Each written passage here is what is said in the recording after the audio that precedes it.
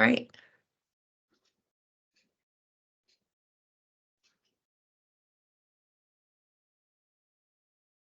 Does anyone see, is Desi in the hall? I don't see her. Okay. Well, we can just go on without. So one of the things we wanted to talk about in our spotlight today was proof of service. It's some of the questions that we've been encountering throughout the state is around the proof of service.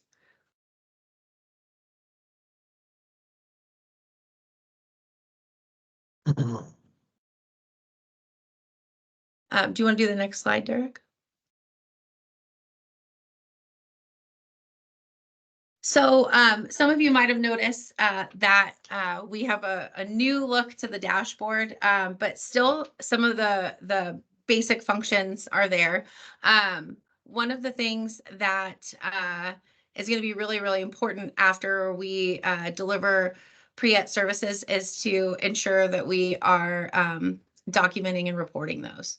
And so when we think about submissions of proof of service by our transition specialists, these are the things we want to make sure that we're mindful of, that we're making sure to identify the service category, which pre-ET has been delivered. Also the activity and the outcome. So like what was done with the student, and that potentially could look like what are we going to be doing next with the student? I know sometimes when you're meeting and working with your students, you're not always necessarily providing one pre-ET in one sitting or 1 hour or one day.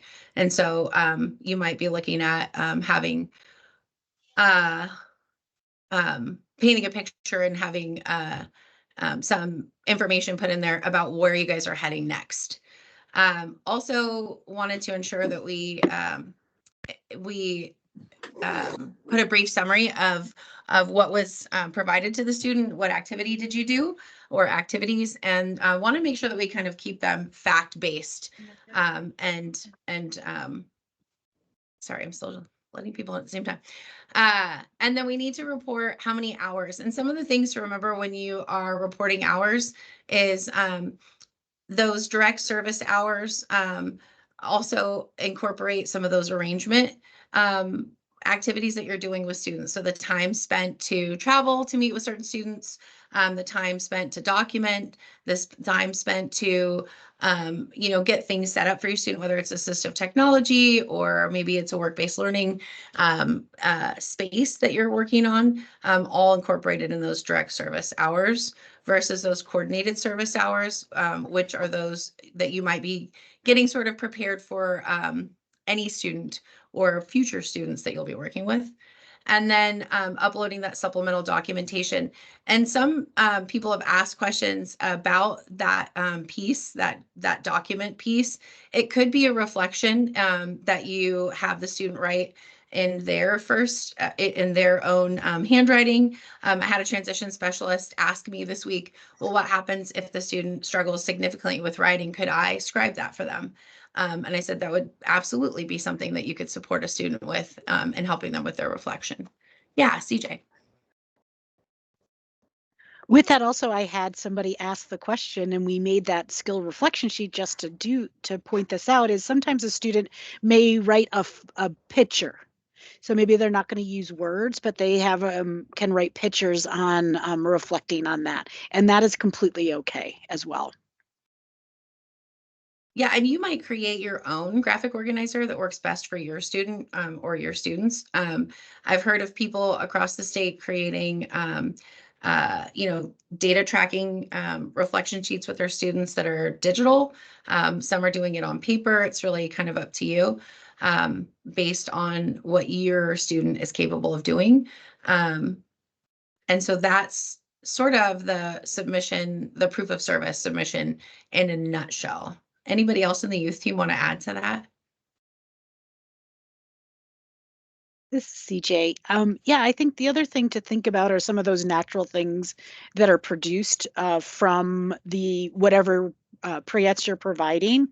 And I do want to remind folks to, it's nice to, well, it's important to put the name of the student on that document, just to make sure that we're connecting it to the correct student.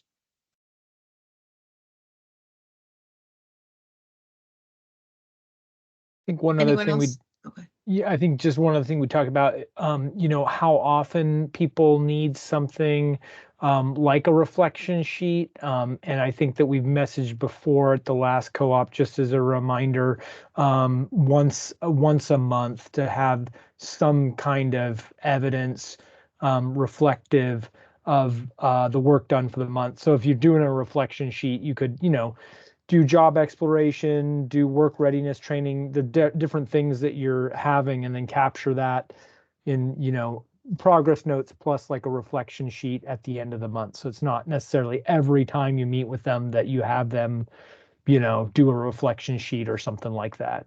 It could be, but I think it's also good to know we're looking for something by month. Also, to add on that, you might be working with a student, on a certification or some sort of tangible item that the student will have at the end, right, as evidence. There's no need to sort of pull pieces of evidence along the way. It's okay to wait until you're done with that activity, as long as it's within the month. What about And photos? Can you put photos in? Like if we went like on a field trip or they did a job shadow or like worked on something, could you do a photo?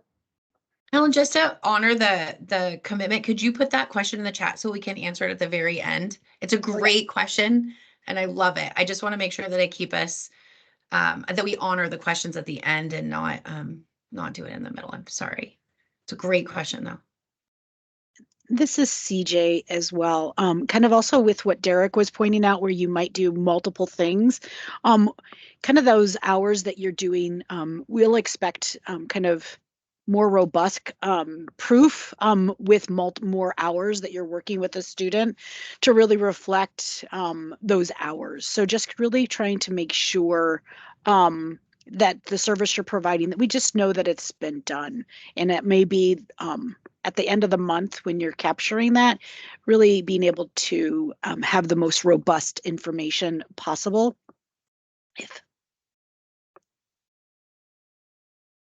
That's all I have to say now. Thank you, CJ. Anybody else want to add before we move on? And if you have questions about supplemental documentation and sort of evidence of service, please put that in the chat and we can spend some time on that at the end of the call.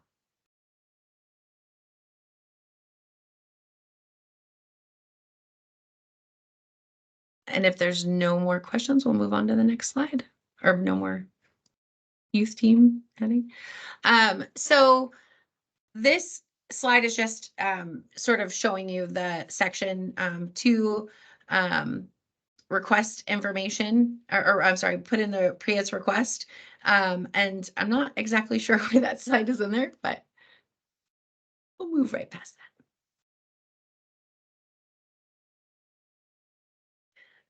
And oh, I know why, because we're just going through each one. Can we go back up really quick? So as you look at your new dashboard, you're going to notice that there are some differences, but some of the functions are still the same. So your request for PREATS form still entered into the same type of structure, even if your landing page in your dashboard looks different. Now the second slide, please. Thank you, Derek. And also your coordinated report. Something to be mindful of when you're thinking about putting in those coordinated hours is that you're really looking at sort of two pots of hours under the coordinated. Those that you're utilizing to develop and work with your employers, and that could be work-based learning experiences or internships, setting up activities for the benefit of your students in general with employers. And then the other one is the time that you're utilizing working with schools. So that could be meeting with case managers, 504 coordinators. I've heard of people bringing PREATS request forms and having conversations with their SPED PLC departments, their professional learning communities, to talk about PREAT requests and how other people in the school community can support that process.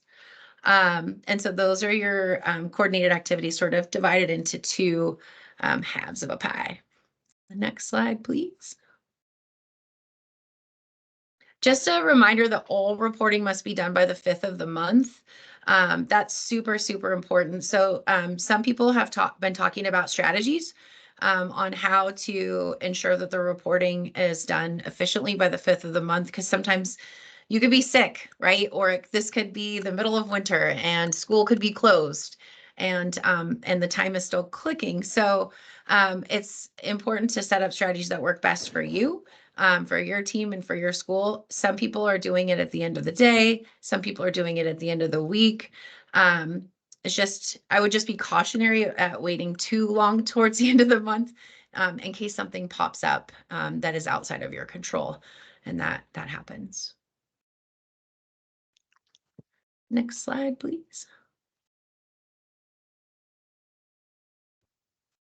All right. And Hannah, I think is this your section? This is actually Susan. Oh, Susan, We're- sorry. It's okay. We're a team. The pre-eds coordinators.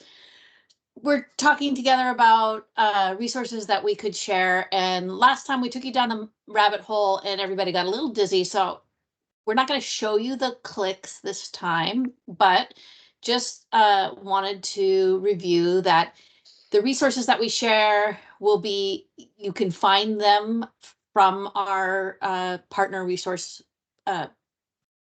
place on the website. And last time we went to the NCTAC to get to Explore Work, and now Explore Work, Hannah put it on the website directly, so you can go directly to Explore Work. And one of the resources that I've used recently with students was in the career planning and job exploration. Explore Work has something for all 5 of the pre-eds, but and then when you go to the career exploration, they have several different activities, and one of them is a photo career survey, and that takes you to a different link, a different resource, which is Truity. And you need a login, but it's super easy, free. And then the student chooses just between 2 pictures. The reason I went there is because a student was having a hard time deciding what, from 1 through 5, or they were good at everything. And so the results of the career exploration weren't very useful. So this is just 2 pictures. Which one do they like more? They don't have to like it a lot. Or which one do they dislike less? It's just choose one or the other. Then it gives you results based on the Holland codes, and you can learn a little bit about your personality profile, and then you can search by careers. And so what I did with the student was just to ask them to choose 3 careers that they wanted to learn a little bit more about. And then the Truity, the career careers, having trouble speaking. The photo career quiz is, the data is from the Bureau of Labor and Statistics.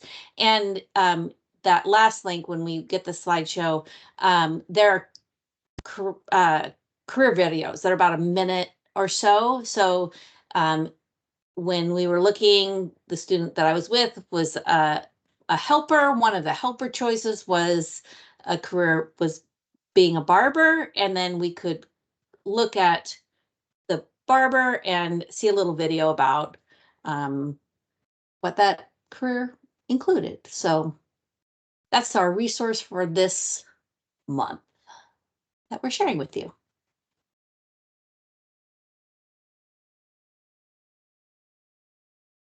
All right, everybody. And Derek here. I have the dubious honor of talking about our frequently asked questions for the month. And then I think we've got some time for, I saw there was a few things in the chat that have come up. So I'm going to try to, without losing my screen share, pull that up. I cannot do it.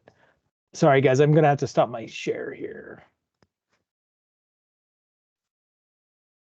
So some of the things that people have been asking about, there was a section on the forms. Don't know how many people have logged into the dashboard today, but thanks to the heroic efforts of our project manager, Mandy Younger, it looks radically different. So if you haven't checked out the dashboard, check it out. I think it'll be pretty reflective of the directions we're headed. The old dashboard used to have a section at the bottom of the form about whether or not it was a group request that was being made for services. I was looking through today. I did not see that question pop up. I could have missed it, but I was just kind of doing some test driving. We used to have a group request question on there, and we were that was more for our references if we were getting like a lot of groups that were going to be participating in a service, that kind of thing. So it really was just kind of a cosmetic indicator like, oh, this person's part of a group.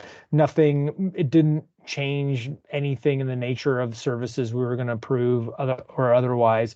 So just know that that was more of a FYI for the VR staff, if it's even still there. And I couldn't find it this morning.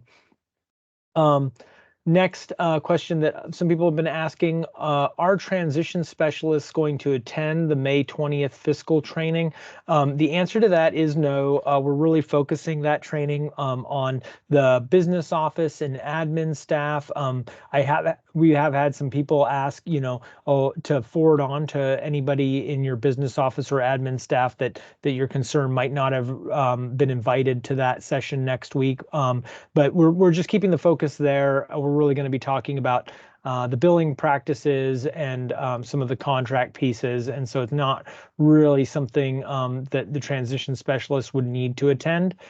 Had a question, how long should it take after we submit the request form to have services authorized? The answer to this is that we do need some lead time on our end to determine and then authorize services. With the changes that took place this week, we anticipate that will happen faster than it has been. In April, we had a longer turnaround because we had to do more on the back end to make hours authorized. But we are anticipating about 30 days.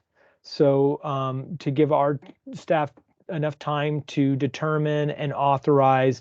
It could happen faster than that, but things do come up. In terms of determining the student's eligibility, there might be a hiccup there, or the authorization, there might be a delay. But we're anticipating about a 30-day turnaround from when you would upload a form into the dashboard, and you would then, 30 days until that student is listed on the dashboard with services approved, and you're able to enter services for them. So please build that into your timing. And this is a really good time right now to be getting students into the system so that we're ready for July 1. So just focusing on getting those forms completed and getting students in is a really great thing to be doing. Will we be covering the dashboard and reporting at the May regionals? And please, to team, if I'm missing anything on these frequently asked questions, please feel free to jump in. We are not going to be talking about the dashboard or reporting at the May regionals. We'll be doing some, there'll be a variety of youth-related trainings, but none of them are focused on these pieces. The regional trainings that are happening in May are not going to be virtual. That's another question that's been happening. They are going to be in-person trainings. So just to plan that into your scheduling and attendance. Let's see, we've had a question. Didn't have a student request form inputted in April, so they don't have monthly reporting for pre-ETs yet. Would you still need to fill out the coordination activities reported for April? And the answer to that is yes, you could put in those coordination activities into the system. That would be great. Those are independent of the direct services being provided to students. So you could do coordinated activities for April, even if you didn't have students in there to report direct services on. And so relatedly, I think the next question, talking about when you're meeting with students one-to-one and getting the request forms filled out, but they are of course not officially approved or in the system yet, is that coordination? So the answer to that is yes. That is one of the coordinated activities that it's allowed. So like before a student's been determined to be a student with disability, spending time with them and their team to explain pre-ets to them, to have them complete the form, and have whoever needs to sign it, and then to get the form into the system. That could all be up to that 40% of the contract, the 40% of the hours for the life of the contract can be that coordinated time, and that's one of the allowable things for coordinated. The other, is creating opportunities with employers and coordinating to develop internships and other work opportunities for students. So those were all of our written ones. Would somebody like from the youth team like to go back through and we'll do the chat? I think I see a couple in there. Absolutely. I think CJ's taking that on, right, CJ? I am. Can I, is it okay if I honor the one question though that I paused earlier? Because it was a really great question and I do want to answer it while you get that set up. Is that okay? Perfect. Awesome. Go for it. So I think the idea of photo evidence is a really cool idea, but we're not quite ready for that. So let's hold off on photo evidence, like photos of students, because that could open a can of worms with photo releases and those types of things. But if that does become a yes, we will bring it up at a community of practice and your youth service coordinators will let you know. Super cool question. And just wanted to make sure we honored it. So thank you for it. And thank you, CJ, for taking the questions in the chat. All right. When the first question came up was, when adding proof in the monthly reporting, might there be ever a text box to describe what we are submitting? Even one sentence could help frame what the activity was. So I think with that is what we're really looking at, is that's kind of your progress note to attach that you're doing. But I have this question and we'll take it to also to the youth team to see if we put that directly into that. But right now it's not there. All right, the next question, and please anyone on the youth team, can we still use a reflection sheet as proof of documentation as well as submitting other documents that were part of the activity? Yes. That was Please do. Is there a place that has sample reflection sheets or documentation tracking ideas? I think the one thing is I have sent the reflection sheet. It's can be done electronically, so I cannot attach to this meeting since I'm not the host. But I do have one that has name and date on it as well. So I added that to that. So just ask your youth service coordinator and we'll get you that one. Will there be a recording for the May 20th meeting? Michelle Markle, I'm not sure about that. Will the May 20th be recorded? No. Maybe the first part of the content, but not the Q&A part. That's something our administrators and business folks have wanted, like some kind of dialogue time to just dig into some of the sticky stuff that's going on, and we want to honor that. So the initial content, possibly, probably, that makes good sense. Not the whole entire thing with the Q&A. Thank you. Yeah. The next question was, are VR intakes coordination? I think that's a great question. A lot of times before the VR intake, you probably have submitted a request into the dashboard. So now that student has been authorized to receive pre-ets. So it would actually go under authorized services as an actual pre-ets. And I think sometimes that word coordination with the way we have that, because it is how the Rehabilitation Service Administration talks about pre-ets. There's coordination, and then there's the direct service, which includes arrangement of. And so if going to that VR intake would be part of that arrangement of a PREETS. Right. The next question. Oh, there's a hand raise. Let's do a hand raise question. Hi, it's Cassie. I popped in a thing in the chat and I don't know how to work. So is it bad to start talking to our learning specialist right now and say, okay, this all hits the ground in July, but we know you're all out of school in July, and then we have all our students coming back to school in September, but we don't want to wait 30 days from September to start offering services in October.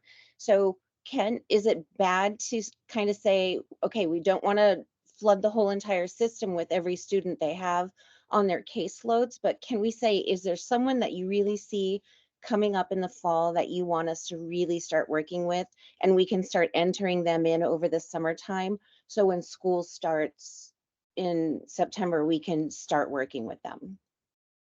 That's a really great idea, is, thinking about kind of that future of who you're going to be working with maybe first and who's really needing some of those PREETS. That also gives us time to take a look at those things in order to authorize the correct PREETS. Okay. Because we also want to make sure.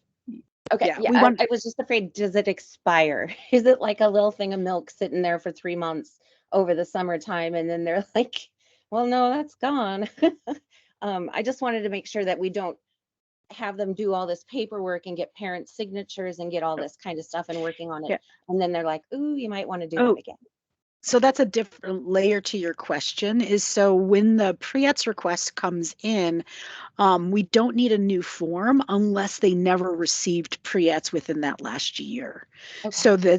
So even though the contract is starting from the grant going to the contract on July 1st, those PREETS requests are still there. So that doesn't go away and new forms have to be uploaded. So as we have determined the student is a student with disability and then authorized services, we will have to authorize new services after July 1, because that's then associated with the contract and not the grant. That's so perfect. Thank you. Yeah. Next question. Is there a way we can have a live demo on how to enter, record, update the dashboard, student input, and coordination hours? On our partners page, if you click on our VR web page, we actually have the dashboard videos that are there. So they are videos already up.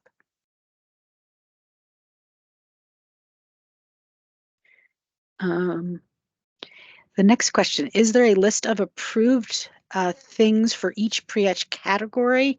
What is approved activities versus unapproved IDEA things? We are thinking of how to help teach other staff in knowing specific things and how we can help with those specific ways.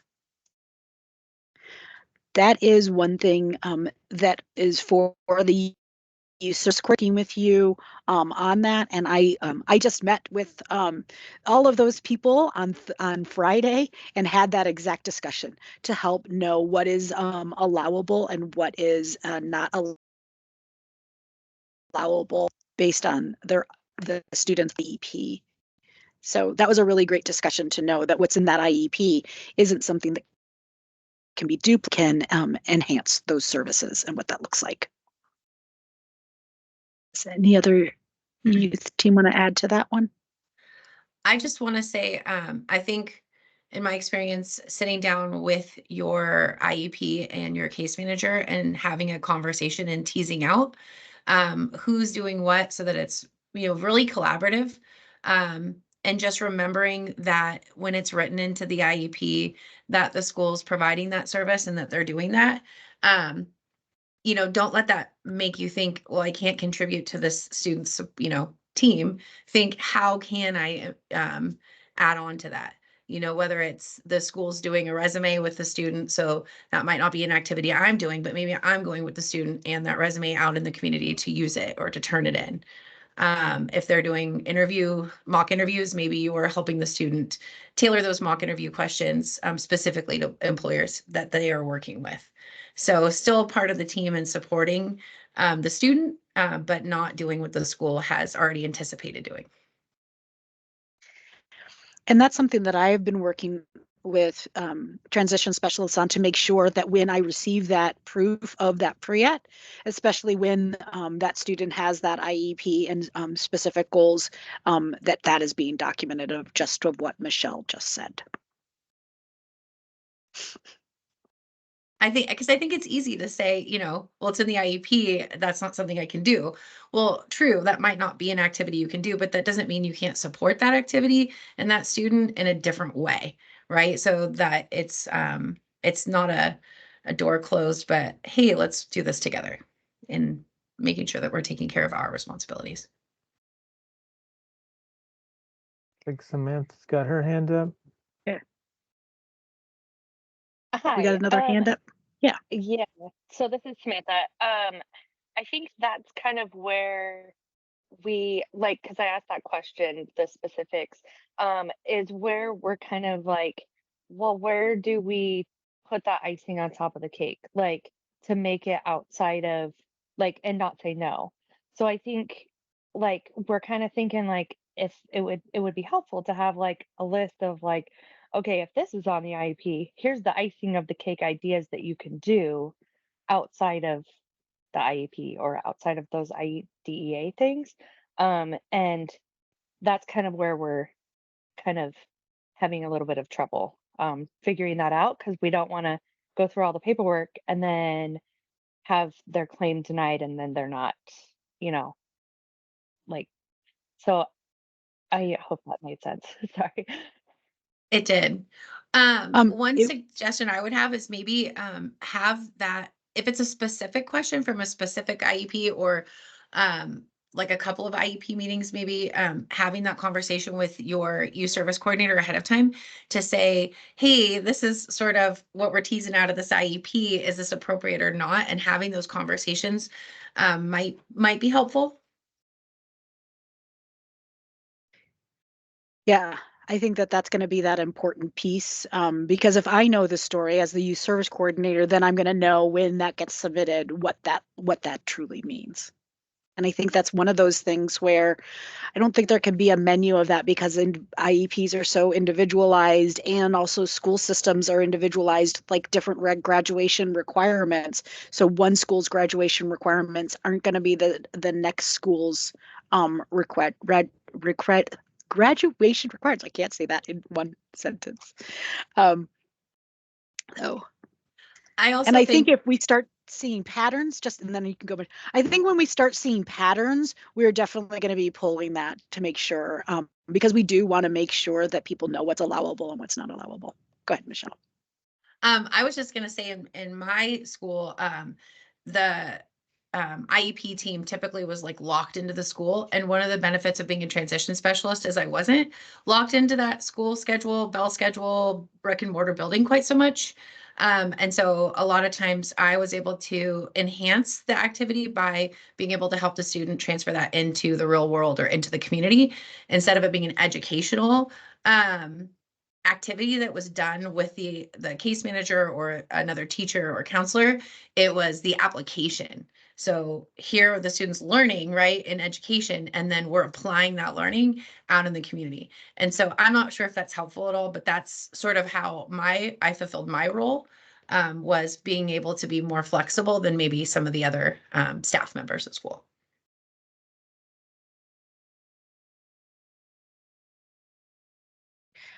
All right, we've got a few more questions. One was, what about photos of completed work or projects without students in the photos? One of the things that we did find out is that we can't actually upload photos into our case management system.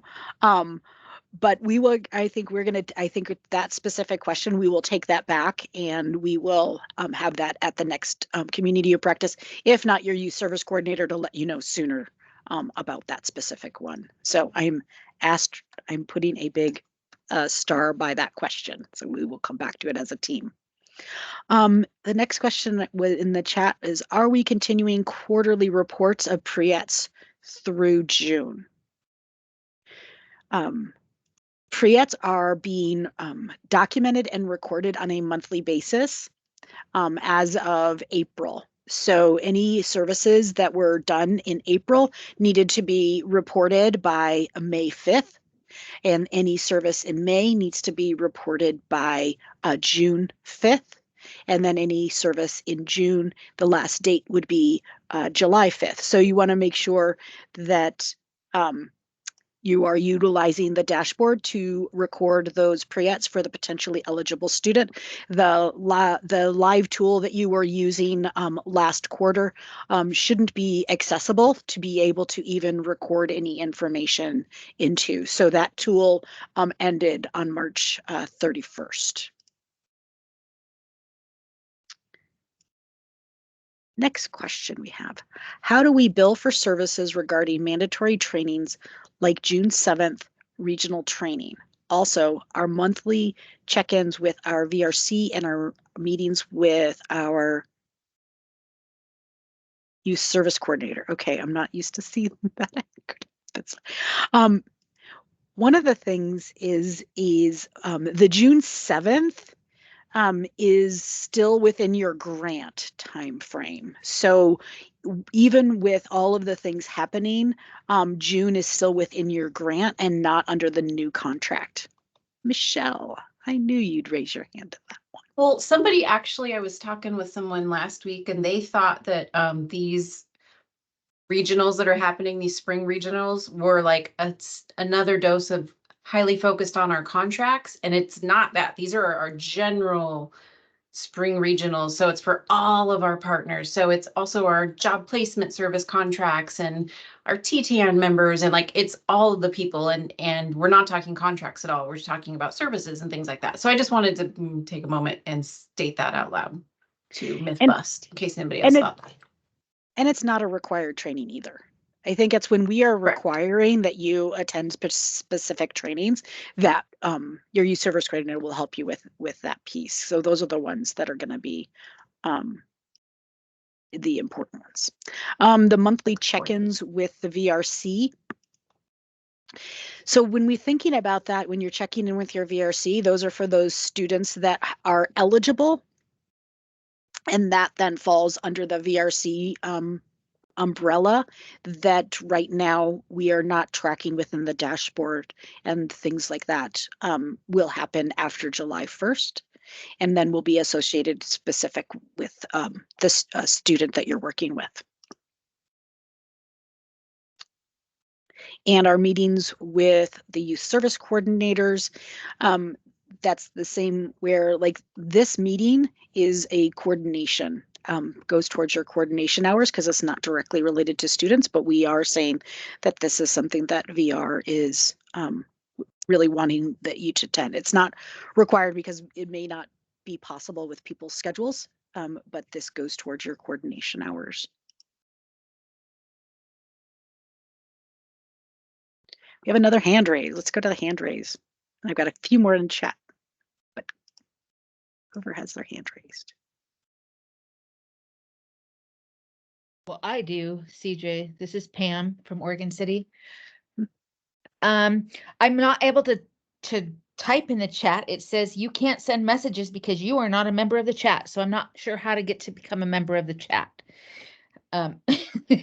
But at any rate, so I'm just trying to clarify what you just said. So the pre-ET database that went away the end of March, right now we would be entering the students that we have approved pre-ET time for, but a lot of our students that we were already working with that are in plan, we haven't been getting approval for.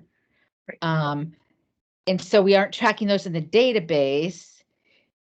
So, I mean, I'm not sure what we're doing with that information other than just documenting it somewhere. I think with that, with the VR counselor is you are already usually providing information to the VR counselor on the services that you're providing. So we know that the specific preets are not going to be recorded, and we knew that, and RSA has approved and knows that we are not. Our numbers are going to be low for this quarter because it's only going to be the potentially eligible. After July 1, yes, we will get those numbers Right. will start to increase. Yes. So yes, Good. it does feel strange because we're kind of in these two worlds right now. And we're not going to have to submit pre-app forms for those students that are already in plans, right? Correct. We'll just go to our VRC and get approval for those. Correct. Okay, thank you. Let's do a Hey, couple oh, more. sorry, just really Go- quick. Some VRCs, we've heard from some VRCs, they're like, wow, I really like this form. It's actually incredibly helpful. Is it all right if I ask my folks to go ahead and do this? And we've talked through how like attestation doesn't really matter, or and permission wouldn't necessarily matter because they've already signed into a plan and permission with it. But some VRCs might say like, hey, can you grab some of this content about a student and use it with us? So it is an optional thing that some teams might still want to use. I just want to put that out there in case anybody encounters that.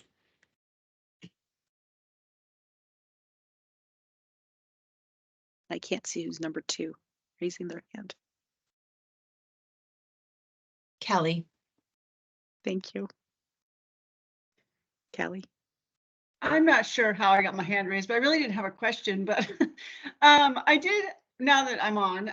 So these regionals, I guess I don't understand, because is that, I think mine is like in June, or is there one in May that I'm missing out on, or I guess I don't understand.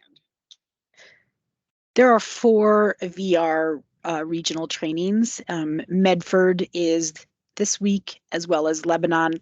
And then in June is Pendleton and Portland. Okay, I'm Pendleton, so okay, just wanted to make sure. Thank you. Yeah. Mhm. And if for some reason you need the registration information for that, reach out to your youth service coordinator and we can send that to you. Give one, let's do another hand, and then we'll get back to the chat questions. That'd I be guess I'll ask Stephanie. a question. Oh, sorry. We have one person in front of you, Joel, and then we'll go to you, Joel, and then we'll get I'm back to sorry. I'm confused by the That- process. That's Excuse me. okay. I can't put hands down to see who it is. I can't, This is my Stephanie. hand seems to be raised and I didn't raise Okay. it again. Oh, okay. And I So didn't there's push it, I Joel. promise. All right, Joel, go. Okay. My question was in the chat. You know, I've been trying to become more familiar with the dashboard, and I meet with my team weekly. And as an administrator, you know, I'm able to read, you know, the minutes that are proposed to be served and those that have been approved and so on. But I'm not really sure if I'm supposed to be doing anything with that. Like if I'm supposed to be managing that as an administrator or checking in with my team about, you know, their process in reflections or collecting data. So that's sort of what I'm wondering about is, are there any activities that you would like administrators to be doing to support their team members and their pre-ed coordinators? I think right now, the big thing that I think about is that now that I think the dashboard has changed, that it's going to see kind of the flow of information, because initially when forms got submitted, you didn't know that we had them. So now it's going to show that, so that I think you're going to be able to see that kind of flow a little bit better in the updated dashboard that happened today. And that way too, you can kind of support like the pre-ets that they're also authorized to deliver and the pre-ets that they're delivering. Because I have noticed that I've had to make some comments because I haven't authorized a pre-et, but they reported on a pre-et that wasn't authorized. So making sure they're staying within those categories, maybe something. And then when the other dashboard is going to be populating, there might be some relationship with that of the connection with that fiscal dashboard that you'll be able to see as an admin. And I think too, that's also where, you know, I think really making sure too, Joel, as admin, that we're being responsive to what you need as well, but just like with this change that we just had. So kind of always reminding and saying if there is something that you would be helpful for you as admin, letting the youth service coordinator know that as well. Michelle, did you want to add something to that? Yeah, just to hop in, I'm thinking back to like our advisory group. We had business office folks and admin and transition specialists and ODE and stuff.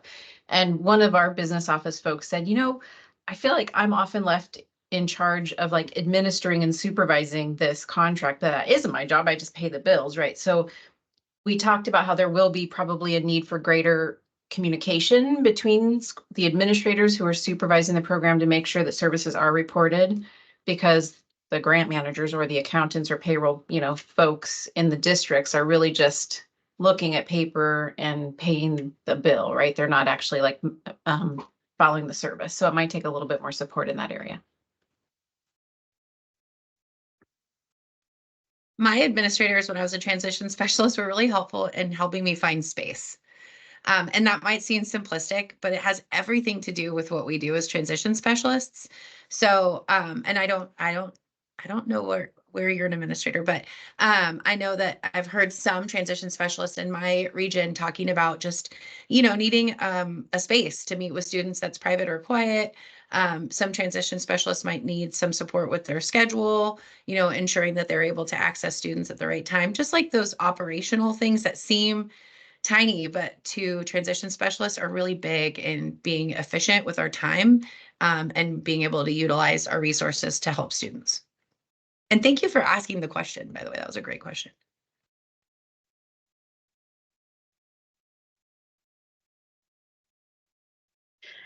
The next thing in chat really was more of a comment that I will just read, and I think it is just something for our team to just reflect on. They said, "My apologies, but I feel this is a failing system. It is super frustrating to hear that everyone is so fluid and up to each site, but this is a requirement that individual salaries rely on being successful. It is as if we were telling us to go be successful without giving us the tools to do so.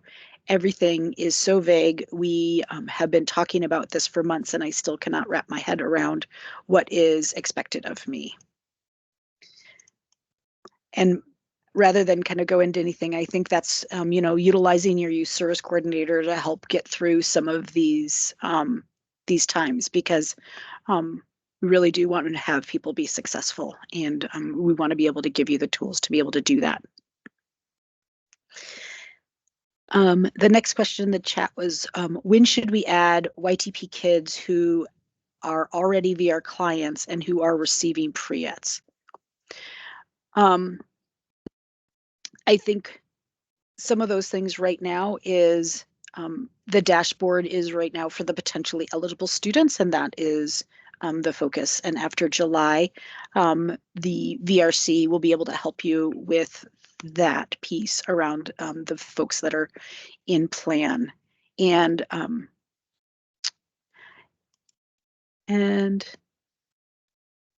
that is, someone asked, can you give an example of a mandatory meeting? I think that was more of a reference to like the VR trainings that we could bill as coordinated services that might be mandatory, and some of those are to be determined, as they come.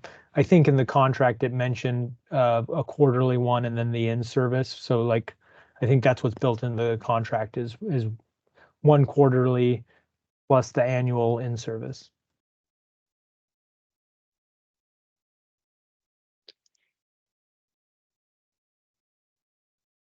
And then somebody asked about the May 7th training, and that those links were put into the chat. I believe I got all of the questions that were, is there another hand raised? Yes. Veronica.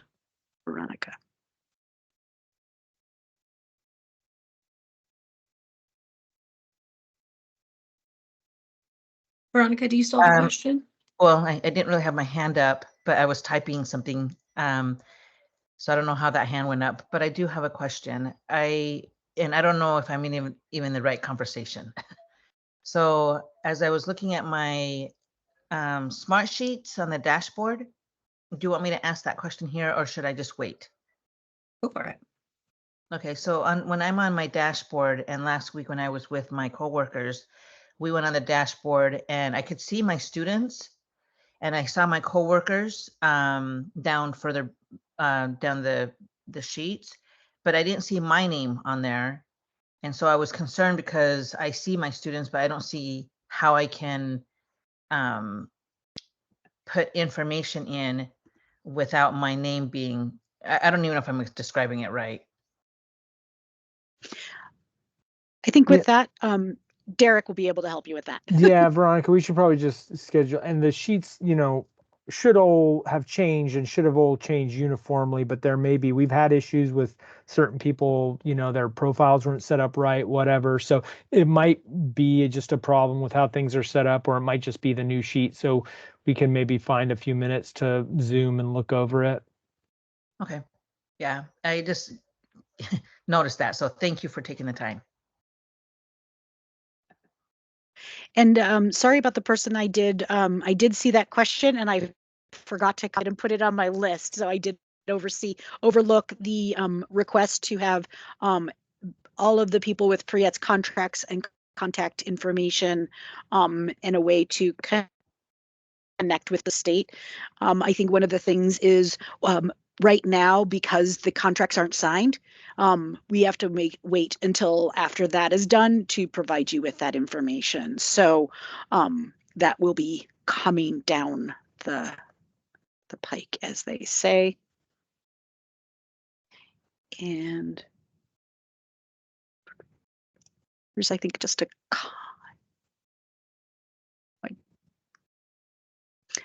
if the VR in-service conflicts with our school in-service, can VR in-service be covered at a future date? The VR in-service is actually in August. Is that what you're meaning, Donna? Because the regionals are the ones coming up and they are not required. And there's a bunch of different things around services and things like that. That it all depends. There's going to be breakout sessions and things like that. So it'd be hard to do that. And it's for all of our partners. So we are just doing one, like the youth service coordinators are doing one session and that's it. The next is, it looks like some of the students that already had pre-existing files are being put into the dashboard slowly. A couple of mine with pre-existing cases were there this morning and weren't previously. I think with that is because we have received Priett's requests and we have sometimes then said that they were approved, but have not authorized services because we, as the youth service coordinator, once they have the signed IPE, we are not the ones that are going to authorize. So yes, you will probably see some students in there just under that the Priett's request has been, they've been determined a student with a disability, but we won't be authorizing services at this time.